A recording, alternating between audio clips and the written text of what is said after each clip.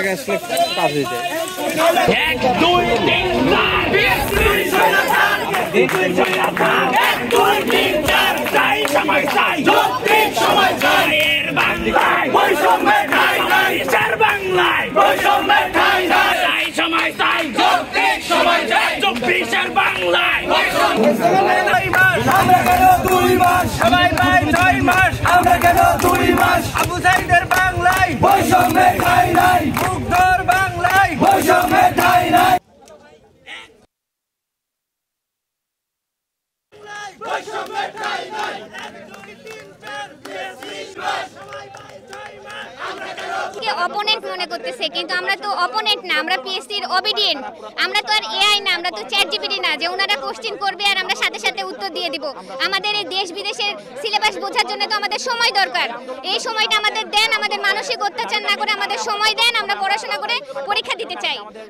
PSC আমাদেরকে opponent ভাবতেছে আমরা অপোনেন্ট না আমরা পিএসসির অবিডিয়েন্ট তাই জন্য আমাদের ভাইরা যেহেতু এত কষ্ট করে অনশন করতেছে আর আমাদের যৌক্তিক সময় দরকার আমরা কষ্ট করে প্রিলিমিনারি টিকছি আমরা চাই পিএসসি আমাদের প্রতি সদয় আচরণ করবে। তো যতগুলো বিসিএস আছে শুধু 47 বাদে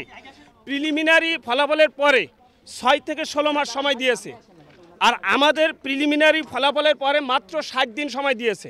তা আমরা চাচ্ছি আমরা পড়াশুনো করে পরিস্থিতিটা গুছিয়ে নিয়ে টেবিলে বসবো আমরা যেন পাস করতে পারি কারণ বিসিএস এর লিখিত সিলেবাসটা এত বড় যে 2 মাসে রিডিং পড়েও শেষ করা যাবে না এখানে রাষ্ট্রের একটা স্বার্থ আছে আমাদের নিয়ে রাষ্ট্র যদি আমাদের শ্রম এই যে ইয়াং জেনারেশনকে ব্যবহার করতে চায়